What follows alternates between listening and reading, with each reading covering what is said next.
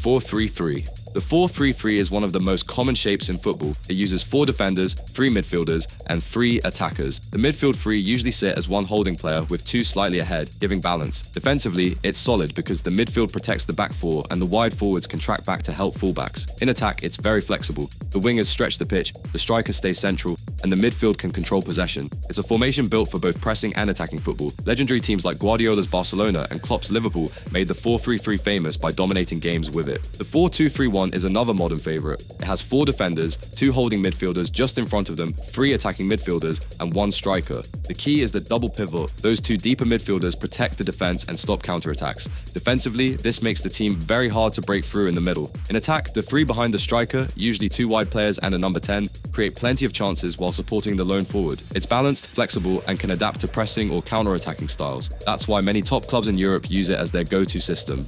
The 4-4-2 is the classic formation that dominated football for decades. It's made of 4 defenders, 4 midfielders in a straight line, and 2 strikers. Defensively, it's very organized, with 2 banks of 4 sitting close together, leaving little space for opponents. Attacking-wise, having 2 strikers up top gives plenty of goal threat, with midfielders supporting from wide areas. It's simple, easy to understand, and doesn't require complicated tactics, which is why it became so popular worldwide. While less common today at the elite level, it was the foundation of many great teams, like Sir Alex Ferguson's Manchester United in the 1990s. The 4-1-2-1-2 is a narrower version of the classic 4-4-2. It has 4 defenders, a defensive midfielder at the base, 2 central midfielders, and an attacking midfielder behind 2 strikers. Defensively, the holding midfielder gives protection to the back 4, while the 2 central midfielders cover ground. In attack, the number 10 links play with the strikers, creating chances through the middle. It's excellent for controlling central areas, but can be exposed out wide because there are no natural wingers. Teams like Ancelotti's AC Milan used it successfully to dominate the midfield battle. 4-1-4-1. The 4-1-4-1 is a compact and organized system. It has 4 defenders, a single holding midfielder sitting in front of them, 4 midfielders ahead, and 1 striker up top. Defensively, that holding midfielder is key, shielding the back 4 and stopping attacks through the middle. The midfield 4 can drop back to form 2 strong banks, making the team tough to break down. In attack, the wide midfielders push forward to support the lone striker, while the central players link up in possession. It's simple, stable, and works well for teams who want to frustrate opponents while keeping shape. 4-5-1. The 4-5-1 is designed to pack the midfield and control space. It's built on 4 defenders, 5 midfielders, and 1 striker. Defensively, it's very solid, with 5 across midfield blocking passing lanes and forcing opponents wide. In attack, the wide midfielders often push forward, turning it into a front 3, while the central midfielders support from deeper positions. It's a system that values discipline and organization, often used by underdogs to frustrate stronger teams, but it also allows quick counterattacks, as the wide players can break forward quickly to supply the lone striker. 4-2-2-2. The 4-2-2-2 is an interesting and aggressive shape. It uses 4 defenders, 2 holding midfielders, 2 attacking midfielders tucked inside, and 2 strikers. Defensively, the double pivot gives protection in front of the backline, making it harder for opponents to attack centrally. In attack, the 2 attacking midfielders operate in half spaces, linking play with the strikers and creating overloads. With 2 forwards up front, there's always a strong goal threat. The system is narrow, so it relies heavily on fullbacks to provide width. It's been used by Brazilian teams and the Red Bull football clubs for high pressing styles. 4-3-2-1. The 4-3-2-1, also known as the Christmas tree, has 4 defenders, 3 central midfielders, 2 attacking midfielders, and a lone striker. Defensively, the 3 central midfielders give plenty of cover, while the 2 attacking midfielders can drop in to make a compact block of 5. In attack, the attacking midfielders play behind the striker, creating chances and linking play, while fullbacks often push forward to provide width. It's a formation designed for control in midfield, limiting space for opponents. Carlo Ancelotti's AC Milan famously used it in the 2000s, combining creativity with defensive strength. 4-1-2-3. The 4-1-2-3 is a modern variation of the 4-3-3. It uses 4 defenders, 1 holding midfielder sitting deep, 2 central midfielders, and a front 3. Defensively, the single holding midfielder protects the back 4, allowing the other 2 midfielders to press higher up the pitch. This makes it tough for opponents to build through the center. In attack, the wide forwards stretch the game, the central striker provides a focal point, and the midfield supports from behind. It's a possession-heavy system that suits teams who want control and fluidity. 3-4-3. The 3-4-3 is an adventurous and modern setup. It has 3 centre-backs, 4 midfielders including wing-backs, and 3 attackers. Defensively, the wing-backs drop into a back 5, making it compact. In attack, those wing-backs push high to provide width, while the front 3 stretch the opposition. It's a great system for pressing because the attackers can close down quickly and force mistakes. It suits teams who want to control possession while still being dangerous going forward. Antonio Conte's Chelsea won the Premier League with the 3-4-3, and it remains popular with coaches who want flexibility.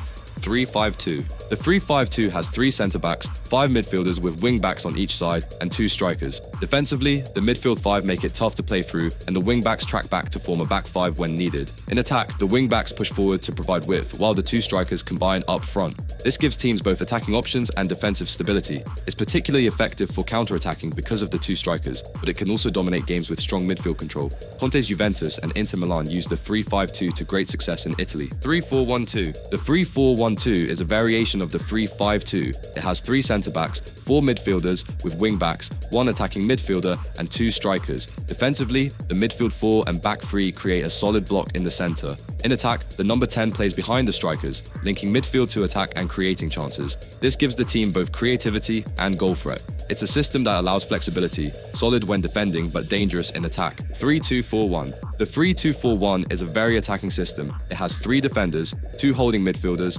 4 attacking midfielders, and 1 striker. Defensively, the 2 holding players screen the back 3, helping cover wide spaces when wing-backs push forward. In attack, the front 4 overload the opposition, with 2 wide players and 2 central creators supporting the striker. This shape is designed for constant pressure and possession, keeping the ball high up the pitch. Pep Guardiola has famously used this formation at Manchester City, where the aim is to dominate opponents and create chance after chance. 3-4-2-1. The 3-4-2-1 has 3 centre-backs, 4 midfielders with wing-backs, 2 attacking midfielders, and a striker. Defensively, the wing-backs drop back to create a back 5, keeping the team compact. In attack, the 2 attacking midfielders support the striker, often drifting wide or dropping into pockets of space to create chances. It's a flexible formation that gives both defensive security and attacking numbers. Thomas Tuchel used this at Chelsea, with players like Mason Mount and Kai Havertz thriving as the 2 behind the striker.